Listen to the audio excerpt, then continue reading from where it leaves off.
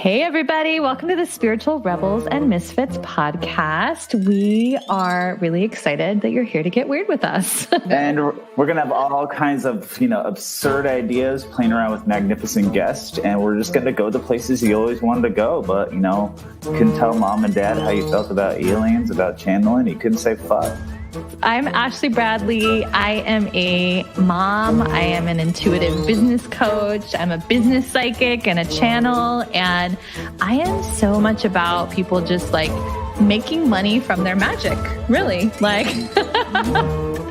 And I am James Lester. I am an open homosexual. I'm a speaker, a writer. I am a member of the recovery community, and I am a queer activist. We would love it if you would just give us your feedback after the episode. Give us a follow. Give us a review. Let us know what you think, because we would love to get all of our. Yes, I'm so proud of myself for figuring that out. Can you tell? I kind of feel like we made it anticlimactic because we're both like. We're like, hi. Hi, everybody. So before we dive into tonight's topic about addiction, which I feel like I'm kind of surprised that we didn't go here in season 1, like that it took us all the way until 25 episodes in to go to this topic, but I'm excited and I'm curious of having you and Alyssa and Alicia. There's a lot of A's tonight, and so that'll be fun. But what do you want to dive into before we go into the topic? Do you want to talk about Sedona? Yeah, I'd love to talk about Sedona. It was your birthday 2-day getaway, and it was magical and amazing. And I really wish everyone that is enjoying our podcast and conversations could have been with us, because it was really Well, I mean, I would love all of you guys at a retreat, but the point was spaciousness and quiet time. So, I mean, can you imagine all of our 12 listeners in the car with us? That would be crowded. It is beautiful. Those of you who haven't been to Sedona, Ashley first took me to Sedona a few years ago before we went to see Abraham Hicks, and it's just a magical town, man. And it just brings, I feel, such a connection to God and to universe and to everything calm and peaceful and true. And we're there. What'd you think of our little getaway together? Yeah, it's it doesn't, when you try to take photos and videos, it's the beauty of it doesn't translate really well. Cause you're right. I was looking at our videos and we're just look at this beauty. Oh my God, it's glorious. And I look at the video and it's oh, people, you can't tell how red the rocks are. And the contrast of just these red rocks with these green trees is just amazing. And I feel it is, you just feel the energy there. You just feel different. It's said to be very activating. It's said to be an amplifier of energy. So whatever you're sending out to the universe, whoever you're being, whatever you're doing while you're there, it's said to amplify that energy, which is one of the places that I feel we like to go, to be really intentional about that. And it's kind of been that chapter marker where it's just oh, I feel I'm entering into a new stage of my journey. I just feel called back to Sedona. It's time to make it official. But yeah, I feel it was just a really fun adventure. It's always too short, because I feel both times we've gone, it's been a 24-hour time period that we've had there. So it's always very fast, but I loved it. It was just such a nice adventure to go on, and for us to do our cacao and to do our hike, and even to do our podcasts in person. I was feeling kind of bummed today that we were I was oh, we're back to doing it virtually again, because that was so fun. I loved it. Was, but you're right. We went to the airport vortex. Am I saying that right? I might be not. Who never knows? Mm-hmm. One never knows with me, but it was such an adventure to get there. Very the universe, we kept trying to be oh, fuck it, we'll go somewhere else because parking was a bitch. And the universe is what did I say? You're going here today. So we eventually made it back. And you're right, the video and the pictures couldn't capture the multi layers of of the universe and land, and it was way the fuck up there, and it just was, I felt just this moment of stillness. And if you know me or pay attention to the podcast, I'm very hyperactive, and to feel like that stillness was very, it's what I seek in this world experience, this life experience. It was a beautiful moment, and I got to share it with my best friend as she turns 37 and looks better than ever, girl. Yes, it's true. That's our another new thing. That's our other new thing that I came up with as my response, like for affirming compliments. So I'm practicing it if you wanna take that on as well. Yeah. So if you hear her saying, yes, this is true after a compliment, she's not being overly egotistical. It's just true. Well, I mean, if someone had a problem with that, aren't we about owning our fucking light here anyway? Like, shouldn't we be like practicing it? Dang, girl, I hit a button. I hit a button. I want to hit it again. Dang. So with this topic, I'm curious, like, what you most want to explore, because I feel like we waited a long time to dive into this, and I'm trusting that like there was a maybe right time for us to have it, maybe for us to get connected with Alyssa and for her to be a part of this conversation. But what is it that you really want to explore today?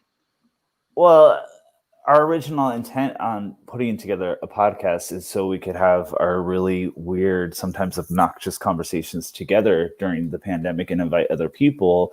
But, like addiction can sound so like, oh, like digging for dirt, or, oh my gosh, it could be so grim. And I definitely don't want to get into that aspect of it. I mean, I definitely want to hear everyone's story and their journey to realize there's an addiction to deal with in their human experience.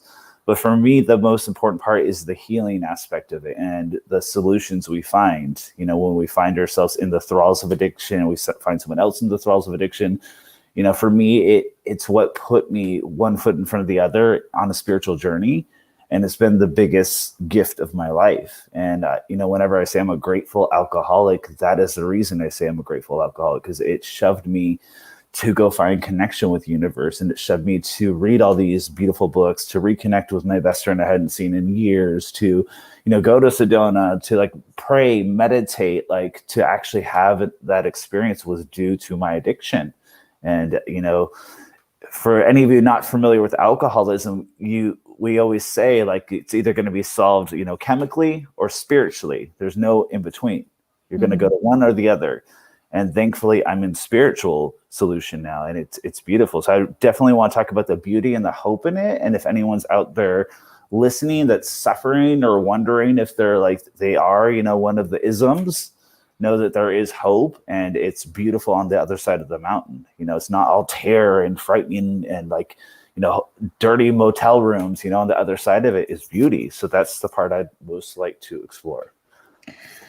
And do you think it's important to hear some of your backstory for people that don't know you for this topic? I mean, I think that sometimes we assume that everyone listening has heard bits and pieces of it, but let's say if this is the first conversation that people are coming to, is there anything about them that you would want them to know?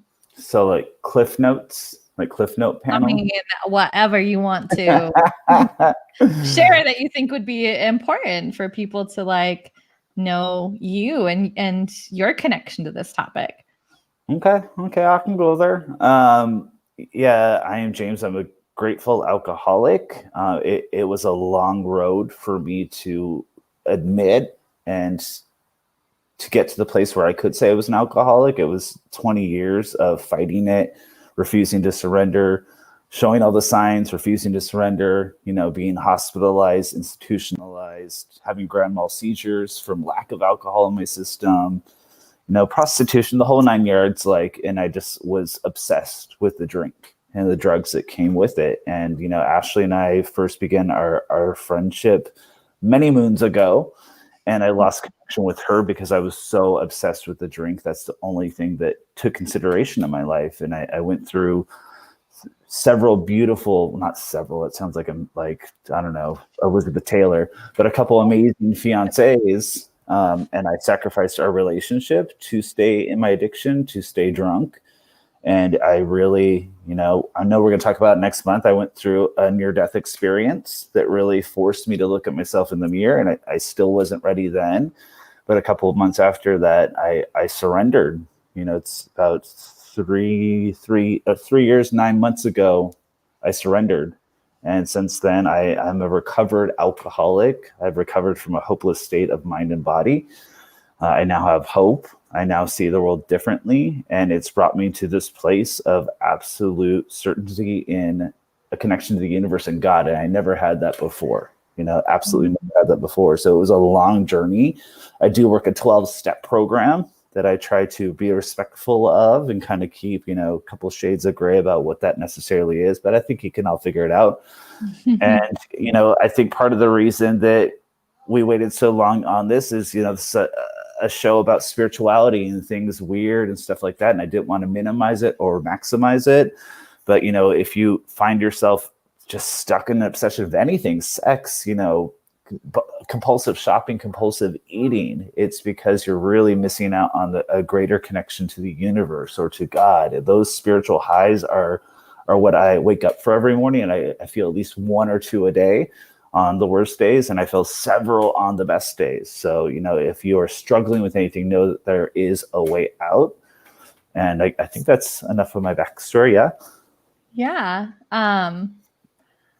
Maybe we wait for this later, after we have Alyssa in here, but I think I'm really curious because I know that we also have a lot of people that are healers and light workers and people that do have different forms of trauma and some relationship to alcoholism or addiction of some kind in their past. And I think I'm also just curious to explore the spiritual perspective of it and sort of looking at why do light workers or healers and maybe different theories of what these traumas actually create in our lives and who we become because of them. And I think you're starting to touch on it, but I think that's one of the things that I get really fascinated about.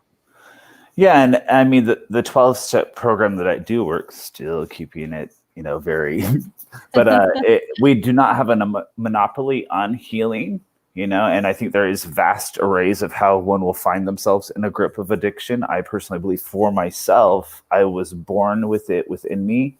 It's genetically encoded in me, and I set it off eventually, and I didn't know how to unset it. And so for me, I took myself to the brink of death, to death. And really, it was a spiritual journey that was going to bring me back. A lot of people go through, there's Buddhist forms of healing and recovering. There's all kinds of different forms of recovery and healing. Therapy helps a lot of people. Religion helps a lot of people. But my journey was about, first and foremost, helping other people. Because I think when you're gone in something that is so mindless and you really don't accomplish anything besides being an alcoholic all your life, my being of service to other people in this lifetime is at the forefront of my life now. And that human connection, that spiritual connection to other people, it alleviated the obsession in my life. So I am curious to hear what, Alyssa brings to the table with her own story and her own solution, but I really want this to remain solution-based. So anyone out there that is seeking help or wondering if they're just going to be like this for the rest of your life, there is another path. And so before we bring in Alyssa, I'm really curious of who's watching here with us. If you're listening to this in podcast form, we do record this live on Facebook. And so if you are watching with us today, I'm just curious to hear your connection with this topic of addiction. We're going to try something. So drop a 1, if you've had a personal experience in your life journey, with addiction of some kind. And I'd say put a 2 if it's some kind of relationship with addiction where it's a family member or somebody close to you, maybe a spouse, a sibling that went through some kind of addiction. Or 3 if you're just hey, I'm just hanging out because I'm just curious.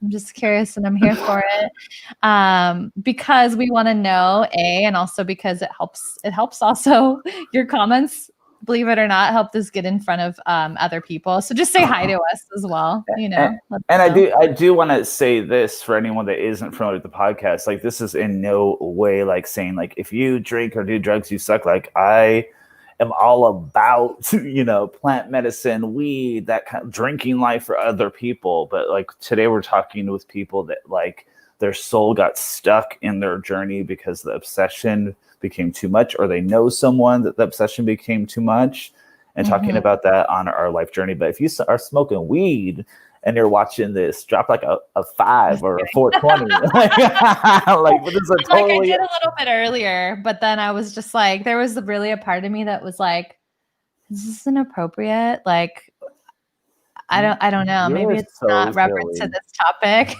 You're so silly. But no, but I think that's why, you know, this podcast is meant to look at the human journey from different angles. You know, everyone's got a story, and everyone's story is welcome. And this story is just to really joining united. So I was scolding her beforehand. I was like, did you smoke weed before this? She's like, a couple of hours ago. And I was like, God fucking damn it, Ashley.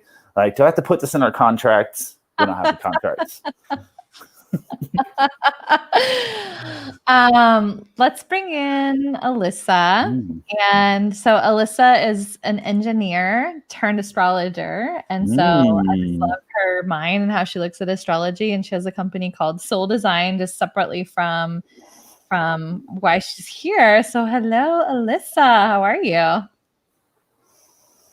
You're muted, girl, but you look beautiful. Thanks. I was just saying, I'm good. How are you? So will you just give a little bit of a background? Because like, I know when we threw this out there, we're talking about addiction, and you were like, oh my God, I'd love to join this conversation. Can you tell us a little bit why like this is something that's important to you in your life journey? Yes. So my addiction is sex and love, and I was excited to talk about it because it's not really, I guess, like a common addiction that people probably really think of when they think of addiction. And so I love sharing my story and getting it out there. And, you know, sometimes people relate and then they can, you know, get the help they need too. But it just did so much damage to my life. It ruined so many friendships. It really hurt myself.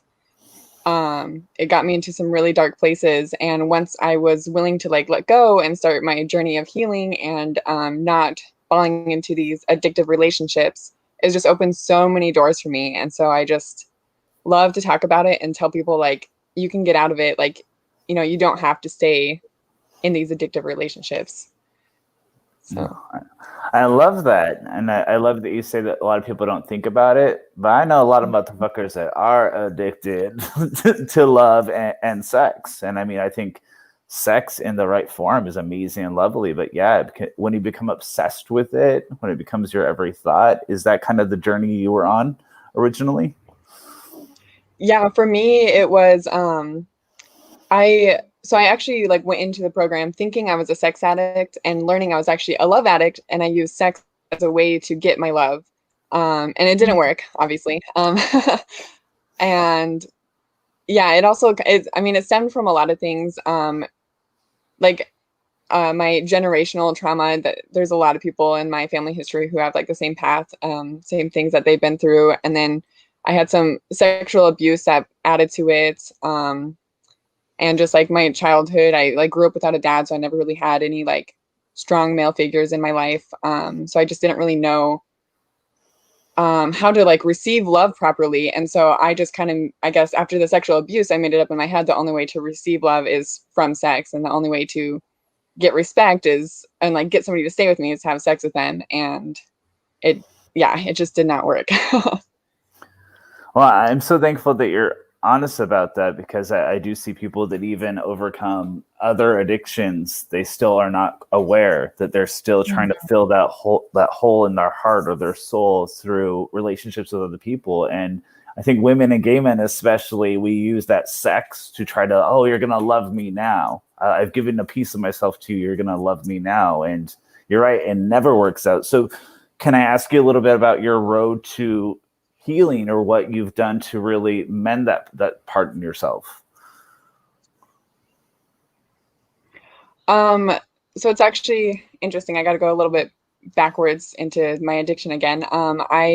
My last relationship was super, super awful. He was a narcissist, completely ruining my life, honestly. We broke up 11 times in the span of 11 months. It was super toxic. I tried to fight him. That's where my addiction took me. And at one point, I met somebody else and I tried to just like jump into this thing with this guy. And I don't know, it just, obviously it wasn't going to work. It wasn't going to make me forget about my ex.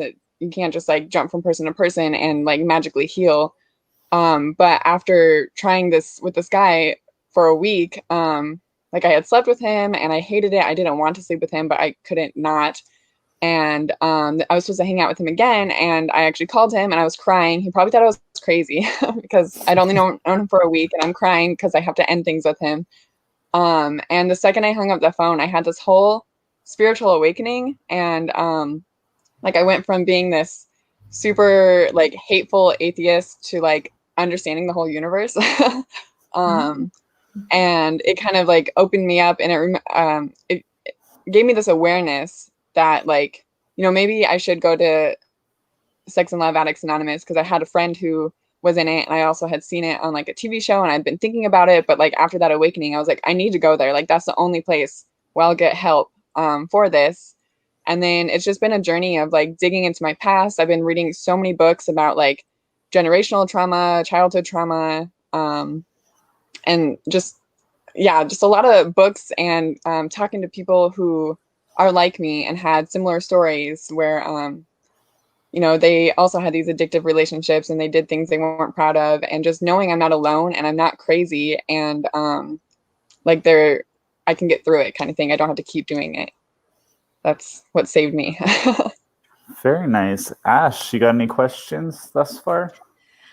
I'm curious for you, like with your spiritual journey, like how we were talking about before you hopped in, like, do you feel like this is like connected to your wisdom? Like has it become connected to like the way that you view like your mission or your purpose? Do you see it as interwoven, or was it just sort of like the catalyst that like created the awakening for you? It definitely was a catalyst, that's for sure. And I do see it as kind of like, it's a little stretch, but I can see it being interwoven where when being in these addictive relationships, I completely lost like myself. I had no idea who I was. I wasn't being me. I was being whoever the person I was with wanted me to be. And now I'm kind of discovering that what I want to do, like my mission, is I want to help others like be authentically themselves, which is what I'm trying to be, which is also part of what has saved my life. And so in a sense, I do think it came together, but it took a little bit to put the pieces together.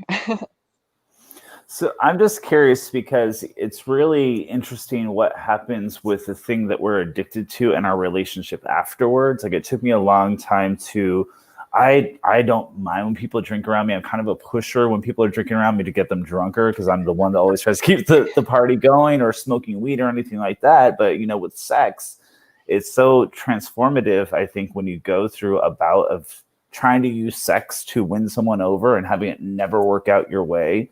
You can kind of feel burnt or terrified or disgusted by sex. What's your relationship with sex like now, if I can ask you?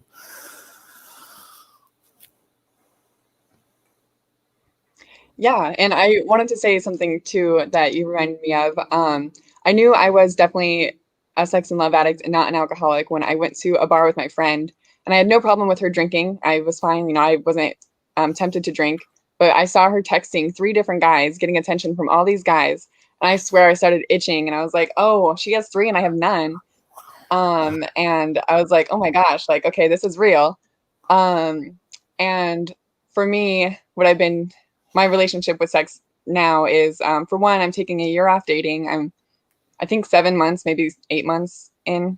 I think it's more like 7 or something like that. And I've taken a step back from the program because I have other things I'm focusing on right now, and I'm not worried about like relapsing. So I haven't been doing program stuff, but I'll probably go back when I consider dating, because we do like a dating plan, and you kind of like set yourself up to make sure that you don't fall back into those traps. And so I already know for me, like I won't have sex with somebody for at least 3 months. Like I really need to get to know them. Honestly, I'm thinking it's going to be closer to 6 months because like my last relationship, he was everything I wanted him to be until 3 months later, he was completely a different person. And so for me, I really, really need to get to know somebody and make sure that they're actually being themselves and not like saying who they are to like get in my pants or whatever. And yeah, so that's just kind of where I'm at. I also think I might go longer than a year because mentally I'm at 7 months, but I'm still very damaged from that last relationship because I'm not sure if I'll actually be ready in a year. So I'm thinking closer to 2 years at this point, but I'm just gonna kind of play it out and see what happens, I guess.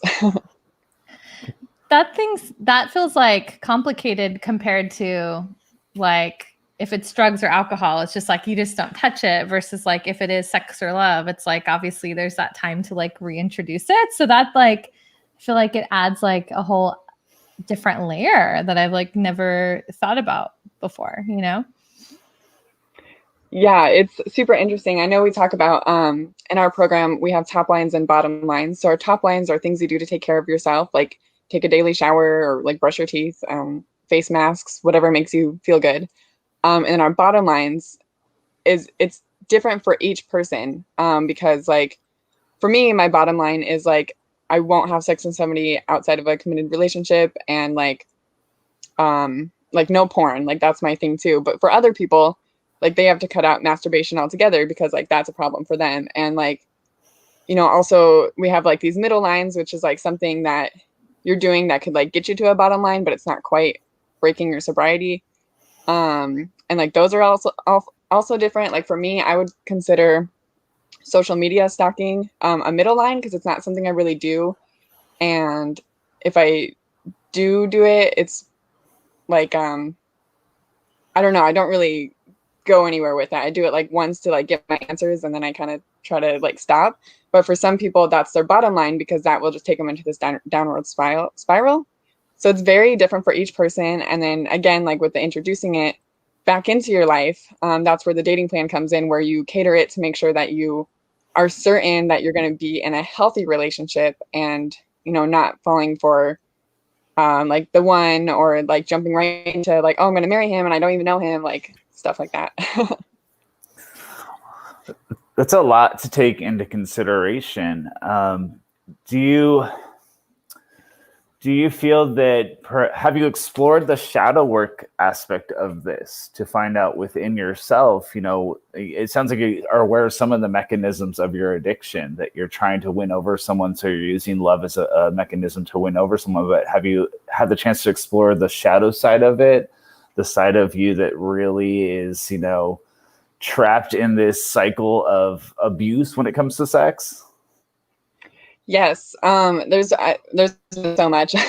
That's been the majority of my last 7 months is digging into that. My favorite book is this book called Facing Codependency, and it goes through like every way you can like I guess traumatize a child and kind of lead them into this path of like codependency and potential like sex and love addiction.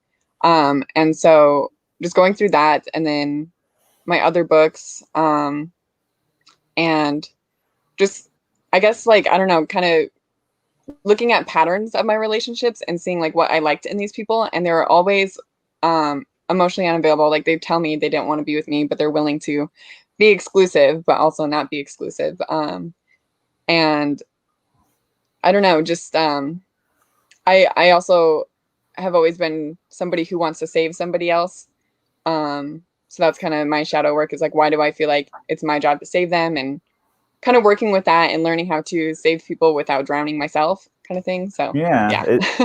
I mean, do you relate to like that perhaps certain kind of men prey on women like you that will look for that like the kink in the armor or the hole in the heart and then use you for sex? Has that been your experience?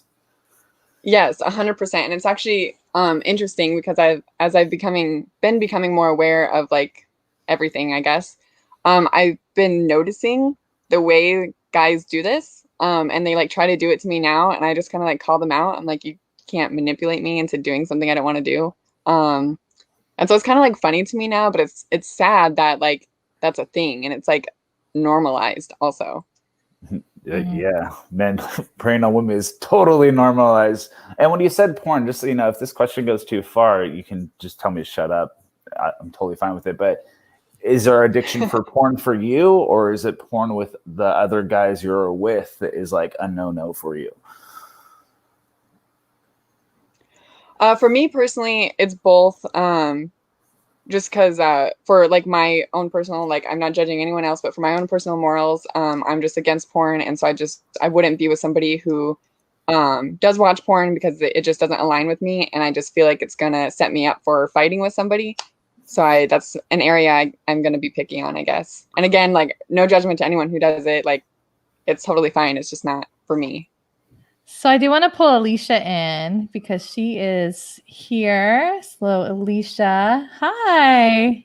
Hello.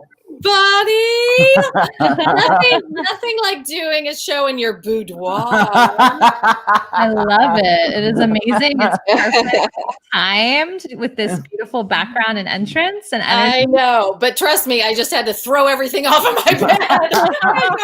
I didn't know I was going to be on live. I know. So I'm so happy. Hi, everybody. I'm Alicia. Hello, welcome. Yeah, I hate to come in like in the middle of the party, but amazing. Tell everybody who you are and why we invited you to the conversation. Oh my goodness. I have a lifetime of recovery around sex and love addiction and compulsive overeating and around Al-Anon issues and being raised in a family with a mom who was a rageaholic and narcissist, not alcoholic, but she had the ism.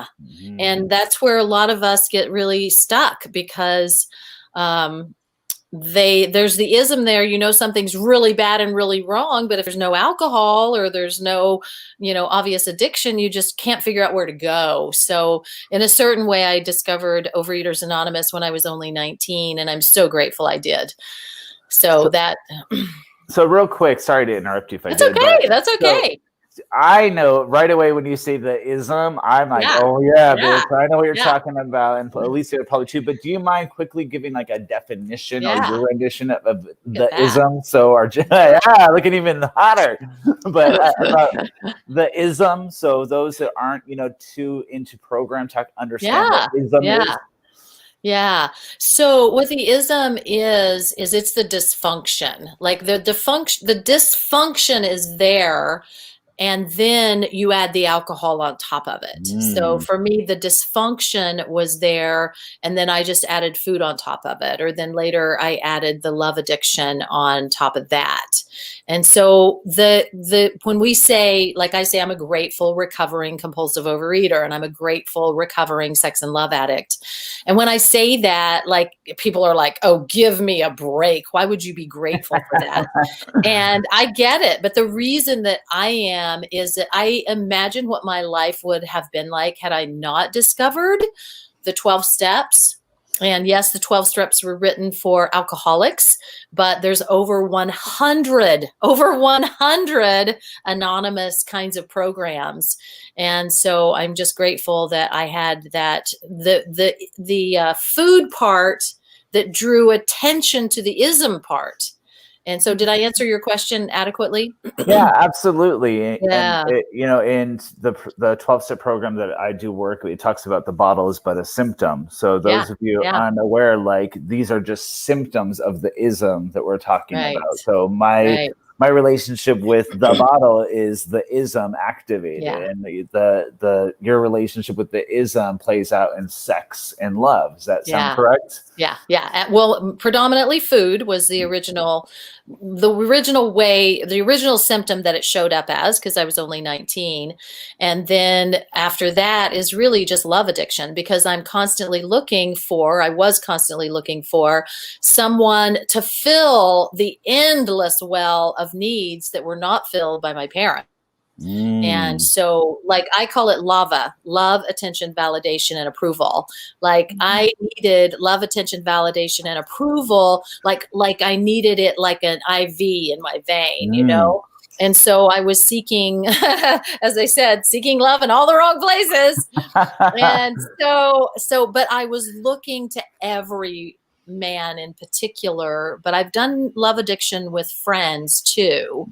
But mainly I lead with love addiction, and then in a certain way, a sexual component. It's not really comfortable for me to like describe it as an addiction, but a sexual component enters when I'm in a relationship, because then I kind of feel like I got to be all this and a bag of chips in the bed. Yeah, I was gonna say you got the setting for it. I know, to make sure that I keep the guy. That's how it used to show up for me. And so, you know, I'm so grateful. I have 8 years and 10 months of sobriety and SLAA. Thank you. And I just on January the 4th celebrated my 40th year of abstinence in Overeaters Anonymous. So I've really had a lifelong journey of working the 12 steps, and it's amazing. Wow, that is congratulations. And I'm sure a lot of work went behind that. Can I ask you both about your moments of truth or your rock bottoms? What really put the light on the fact that, you know, I got a problem here. I am obsessed with, be it food or with love, with sex. What was the defining moment, as Oprah would say? We're going Oprah-ish with this. Put you on the path, if I can ask you that. Yeah, and I got to say hi to Alyssa. Mwah, Alyssa. Because, you know, just to get to travel this journey with Alyssa too and be on the show with the 4 of us is super cool. So I'm going to let you go first on this, Alyssa. Oh my gosh, do you have a particular moment, Alyssa? Go ahead, hon. Sorry. Yeah, it's okay. For me, it was really just, I don't know, at one point, you know, after one of the 11 times that I broke up with my ex in the 11 months, I realized just how alone I was and how dependent I was. And I'm just going to be really honest. I did have a thankfully failed suicide attempt. And I think that was kind of my first little wake up call, but that didn't stop me from going back to him like 4 more times. But I think it helped. It kind of made me see how much it hurt me to stay in a relationship like that. So that was kind of one of my things, I guess. Okay, awesome. What about you, my dear? What was that shining moment where you're like, fuck? Oh, where shall I begin? Kind of like which one? So the beauty is that, you know, finding the 12 steps when I was only 19 years old was truly a miracle, because I was born and raised in Oklahoma, the Bible Belt. I was raised in a very religious family. We were in the church every time the doors were open. My dad and my brothers were both kind of like elders in the church. And so one of the tenets of that was that you don't air your dirty laundry. It's you and God. Like nobody else gets to hear your shit, because you're not supposed to go to anybody else. No therapist, not even your friends, really. And so the message was, shh, like we don't talk about that. And so I went to my family doctor with my compulsive eating issue, and it was only like 25 pounds. You know, I wasn't like ridiculously obese, but I knew something was wrong because I couldn't stop eating. And I remember when I did the diet pills, and I just cleaned my house like a mad woman, but I also kept eating. I kept eating. Like it was very clear to me, as unevolved as I was at that juncture, that this was really wrong. And then my family doctor, he said, first of all, you better get help fast. You know, I was only 19, and he put the fear of God in me. And he said, join a group that has the same goal in mind. And this is how just God is so miraculous, or my higher power, is that he gave me permission. And he was very respected by my mom and dad too. He was our family doctor, and he said, join a group that has the same goal in mind. And on the way home, on the freeway in Oklahoma City, the public service announcement came on, and it said, if you can't quit feeding your face and you can't quit pigging out, call Overeaters Anonymous. And I'd never heard of I hadn't even heard of AA at that point. You know, call Overeaters Anonymous. And I swear I went to my next meeting the next day, and I sat in a room with, you know, what we would call now fat Serenes. which means that they're working the program the best they can, but they haven't gotten an ounce of the physical recovery yet. And I sat in the meeting rooms with those women just endlessly. And the biggest thing that I heard is that God don't make no junk. God don't make no junk. And I felt like junk. The religion was abusive in a spiritually abusive way. And my family was definitely abusive. And, I was sexually abused at the age of 5. So I felt like God made junk right here. So that was my first epiphany. And there were very few Overeaters Anonymous meetings in Oklahoma City at that time. And I was sponsored by a woman who was being sponsored by an AA circuit speaker who was a priest, Father Larry. And Father Larry required, Phyllis was my sponsor. And so he required her and all of her sponsees to go to 90 meetings in 90 days. And there weren't that many OA meetings. So we had to go to AA meetings. So I've sat in just as many smoke-filled rooms in Oklahoma as a lot of recovering alcoholics have. So, I got spoon-fed from the big book. And, then it took me, so that's like burning bush number 1, like help. And then there's a saying that we have in SLAA and in Al-Anon, and that is the credits don't transfer. Okay. I get that. You do? What does that mean? What does that mean to you? The credits don't transfer. So does that mean that the work does not necessarily work for that program as it does for the other? Is that the meaning behind it? That's exactly what it means. Is like while my obsession with food was 0, I mean, I had the full transformation. I lost weight. I just felt vibrant. I felt like it's supposed to, like the promises were true in my life. But there was this one little area over here that was like a black spot. It was like a cancer in my recovery.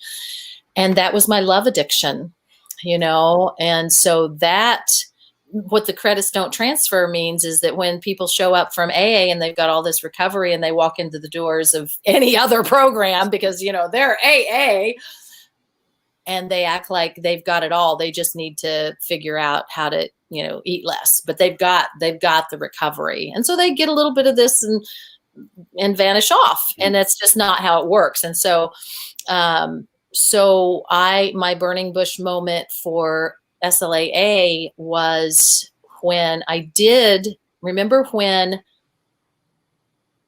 Phil Hartman's wife shot him and then shot her?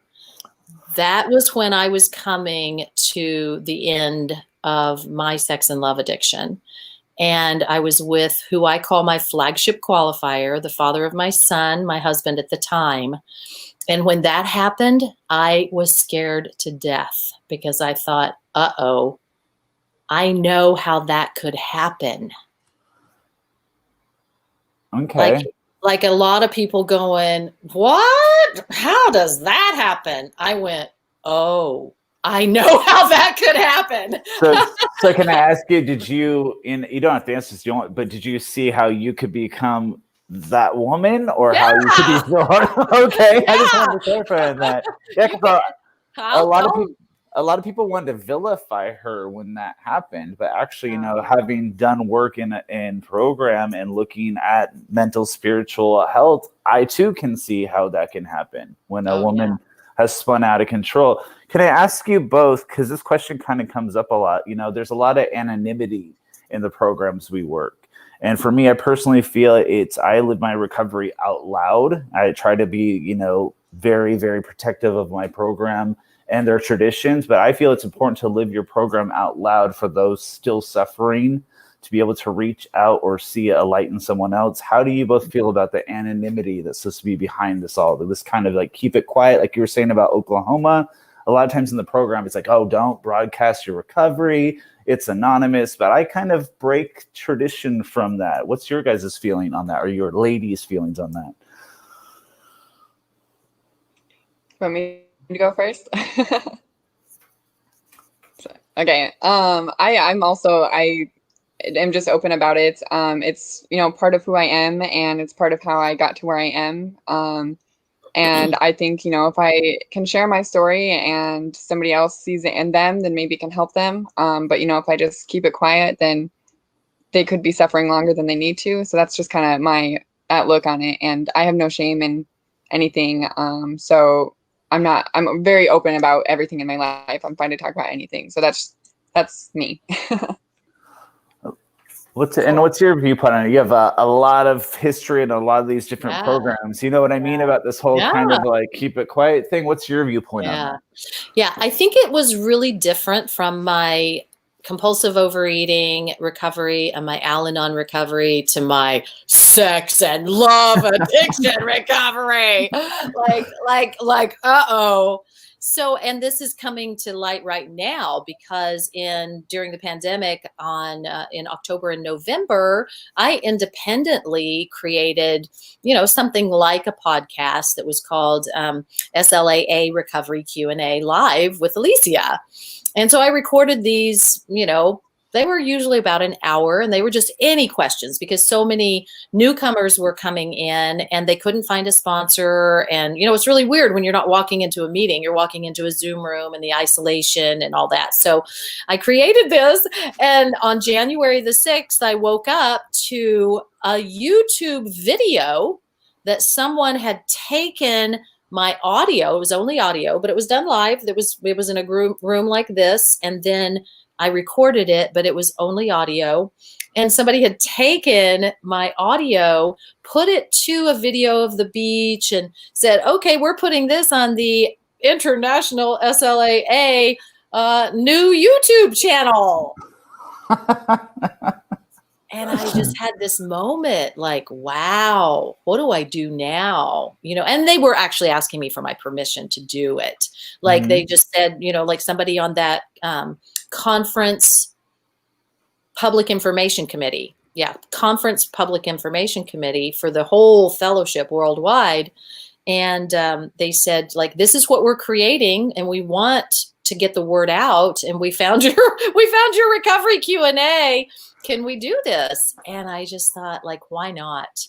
Yeah, you know, that's a huge compliment. It is a huge compliment. And so there's probably going to be like 30 or 40, you know, videos because they're taking my hour long and splicing it out to, like, the one they sent me today was 12 minutes on, there's a unique concept in SLAA that I haven't heard in any other 12-step programs, and it's called top lines. And we all have bottom lines, like in AA, you don't drink.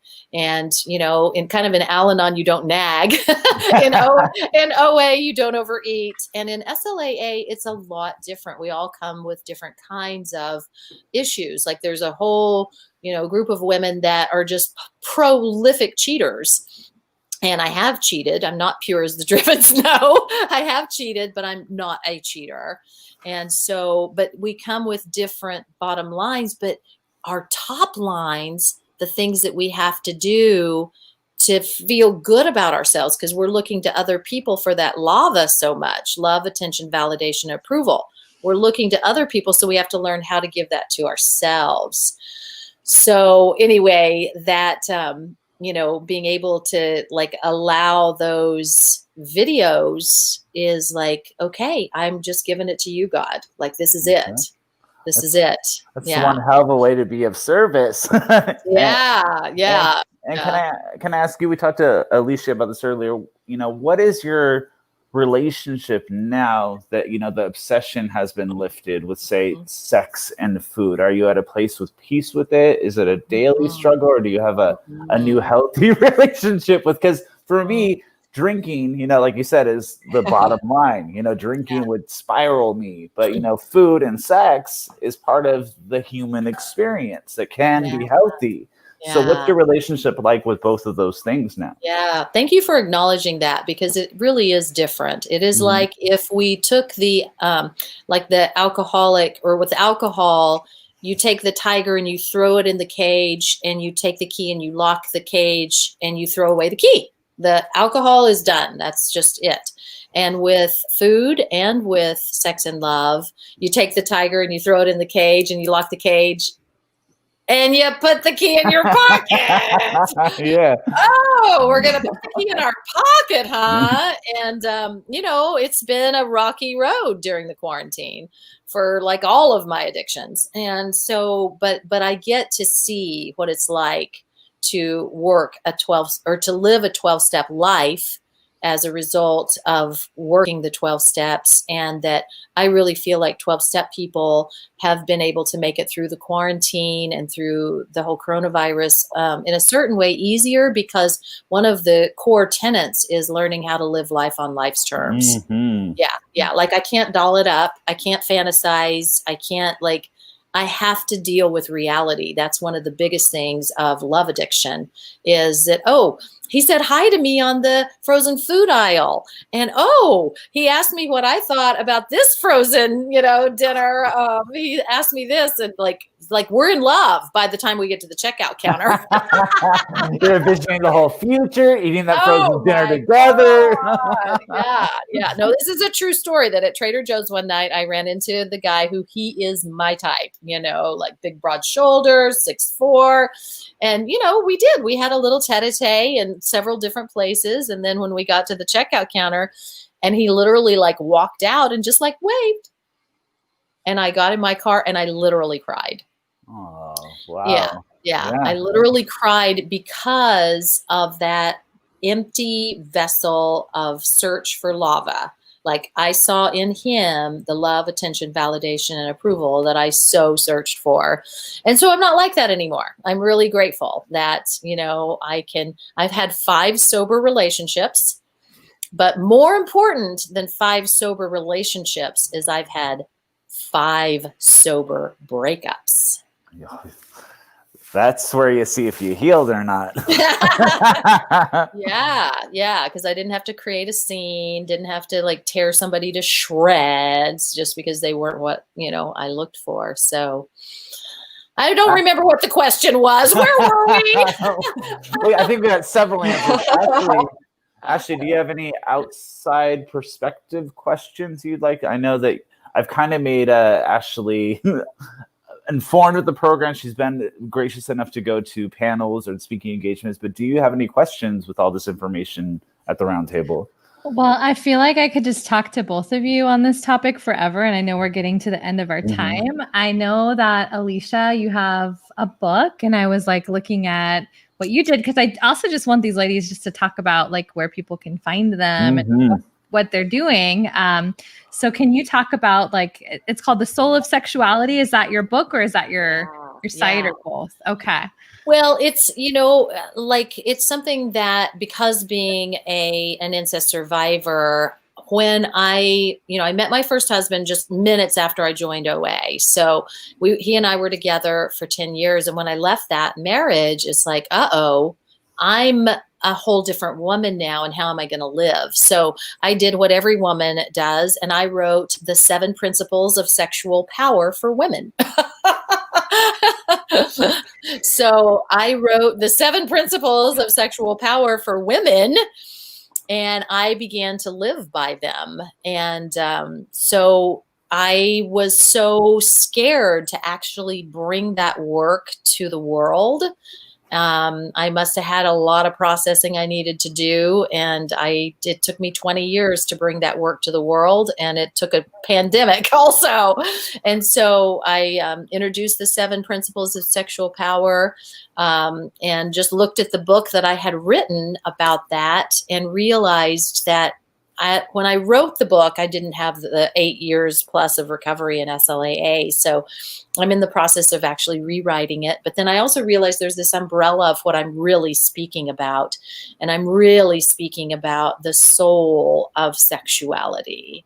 Like the soul of our sexuality is that part of us that is innocent. It's before the addiction. It's before the abuse. It's before the world of double standards. Like it's that purest sexuality. And so one of my favorite things that I get to share with every single woman who takes my class, and it's been a 3-hour virtual webinar, live webinar since September the 20th, is that I want them to experience the fullness. And you can see my arms are stretched out. The fullness of their sensuality and their sexuality. I love that. As they deem it, not me, not their religion, not their mom or dad or brother or sister or anybody else, not their disease, you know. And so I have an Instagram that's the Soul of Sexuality, a private Facebook page, and my goal is to really make a difference for women around the world. No woman left behind. That's And amazing. that every woman gets to touch that freedom of her own fullest self-expression of her sexuality. Preach it, sister. Feels good. And I know can bring you back for like a whole other episode. I feel like that's an emerging episode. Yeah, it is. It's an emerging episode. We can dig deep in that. That'd be great. That'd be great. And I know Solange is going to put up contact information for everyone. Correct, Ashley? Good. Yeah, Solange, if you could drop the links in the comments for Alicia and Alyssa. I feel like there's so many names today. Okay, she's already started doing it because she's so on it. And then also in the show notes, I do have links for both of you. And then Alyssa, do you want to talk a little bit about what you're up to with Soul Design right now?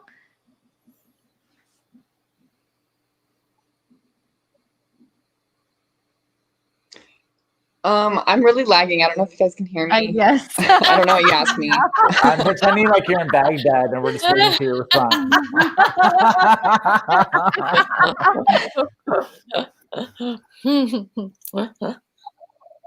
We're going to keep waiting. The question okay, was, ask me one more time. I think I'll actually hear it this time. How do we find you? How does the world what are you find doing? you? What are you doing with Soul Design? Plug yourself, girl.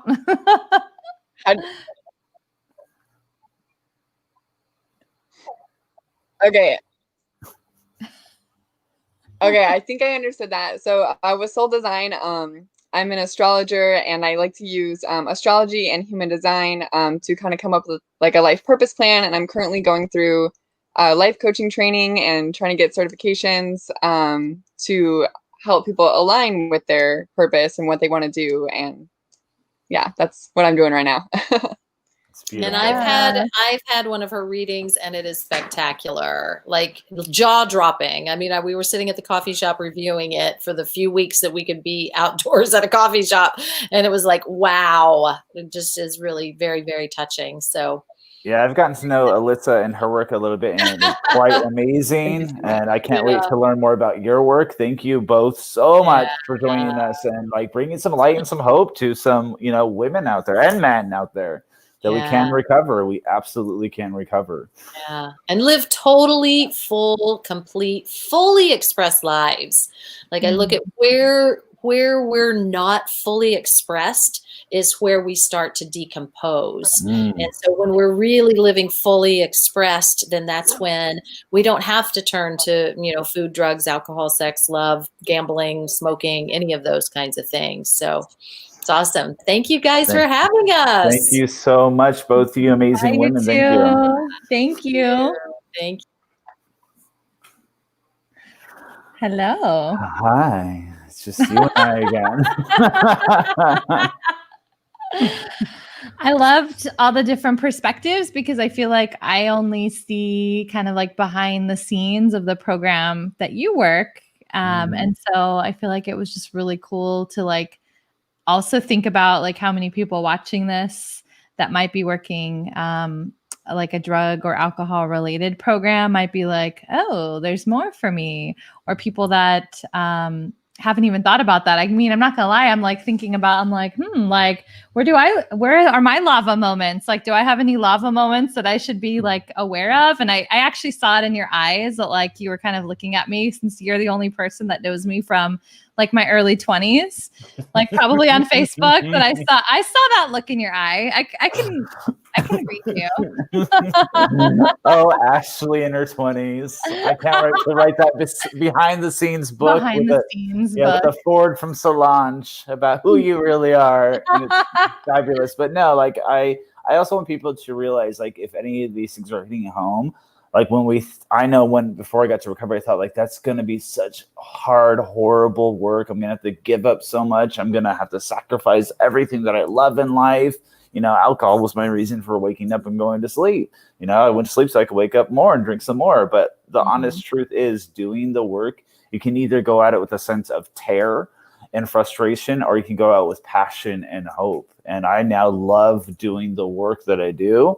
And I'm saturated in all the time, as you know, but you can either go at it like it's just going to be this horrible chore, or you can do what your soul brought you here to do on this earth plane, is to learn and to vibrate up and to become the best human you can during your human journey. So, you know, the choice is yours. So here's my question for you, because obviously I don't have an addiction that like my life would depend on. I think we all have different kinds of addiction, like of some kind. I think like even like our phones and like social media, I feel like that's probably an emerging one.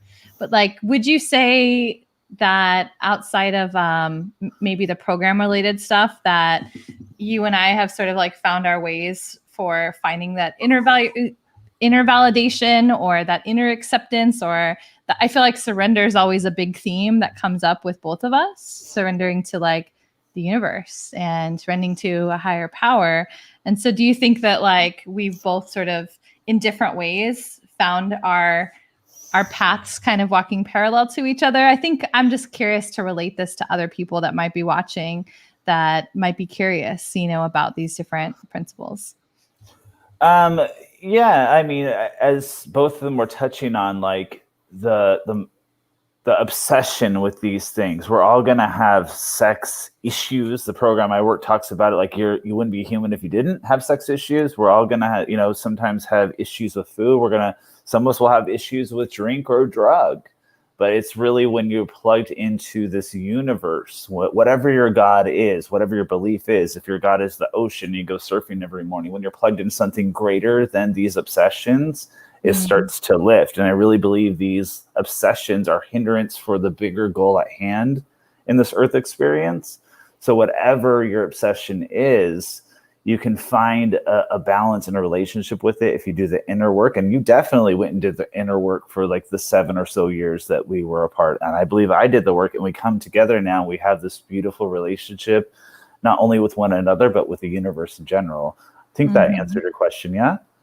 Yeah. Because I know that one of my spiritual teachers, Lucinda, who like happens to, she's been one of our guests. She works a program, and she was talking about like, we were kind of overlaying, and I think at one time, like talking about like spiritual journeys beyond, you know, the big book. And she was like, well, you know, when it comes to like these different kinds of like awakening, she's like, whether people do it through a program, like she's like, there's different moments that people experience this. And I think she was kind of actually even talking about the tarot and sort of like the journey of it and the things that we face, and was using it as sort of this kind of like a story, right, of the journey. And I think I'm just sort of zooming out a little bit and just getting curious about, does everyone go on a journey like this? Like if they are to go through a sort of like awakening process, you know, of really like allowing their own soul to shine through. And maybe some people it does come through, you know, drugs or alcohol or sex and love or food addiction. And for other people, it's like, I guess I'm just curious about the situations in life that like get people to finally surrender and be like, look, like whatever I'm doing isn't working out. I'm going to get curious about other things. Well, you and I, you know, when we were riding home from Sedona, like I had this really like kind of weird, kind of sorrowful, bittersweet moment where I was looking at the window and we're talking. I said, do you think in our next lifetime we'll have any remembrance of this moment right now between you and I? Because it was such a beautiful moment. Like the sun was setting so gorgeously. We just had a beautiful time. I was like, do you think we'll remember this? And my point is, I think that as we spiritually evolve, that some people can come back to earth and not need a big bang moment to wake them up. They're just more spiritually evolved. They've had past lifetimes, and they just kind of, as they grow on a spiritual path. I think some people will choose, unfortunately, to stay asleep because it seems like too much, and staying in the artificial world is just so much easier. And then I think some people need a big bam moment, you know, or smaller moments. I think you had a whole bunch of smaller equally as important moments that put you on a spiritual journey. And I literally had to be beat to death to awaken to it. So I think that we each have an opportunity to go the softer way to find our earth purpose, or the harder way. And then some people just want to stay asleep completely. So I'm just thankful that you're my best friend and you're fully awake. I'm thankful you're my best friend. And thank you for having this conversation and for taking us on this journey. And I feel like I'm trying to think what next week's conversation is. Do you remember off the top of your head without me looking at my notes? Are we going twin flame yet? I feel like that is 2 weeks February. Yeah, I'm like next week. You don't remember? No, and you put me on the spot. Now you make me look stupid. Okay. So I just realized I do have to confirm we have Lisa joining us, but I'm like, oh shit, I need to confirm one of our other guests. So our intention is like a flip between spirituality and religion, because we want to bring in like all different kinds of perspectives to a conversation. So I know that we're going to have someone that started with more of a relationship with the Christian faith and now would kind of consider herself spiritual, still honoring, super down with Jesus and everything, but that there's other, I guess, a different relationship that she has to where she wouldn't be considered Christian. And then our other guests that we're looking for, there's a few people that I have in mind, would be somebody that was more broadly spiritual. I would consider it more like choose your own adventure kind of connection to spirituality, not connected with an organized religion, but then they chose a specific faith, like whether that's Buddhism or Christianity. And again, talking about it from a very open place, because I think that when we are there's going to be a few topics where we are bringing in this concept of spirituality or religion, and we're looking for the similarities like versus the differences, and where are we all essentially kind of saying the same thing, but we've just chosen our path because it has that greatest resonance for us and for our soul. And so that's what we're doing. That's what we're doing next week. If that second guest, somebody that went from spirituality into organized religion, if there's somebody that that's watching right now, or if it's you, definitely let us know, because I haven't confirmed that person yet. But the universe, we're fucking trusting the universe to just bring the perfect person. It always works out. So people that just listen to the podcast are gonna be like, oh, I'm gonna sign up for that. It's gonna be like weeks later. All right, my love. I can't wait for next week, and I love you so much.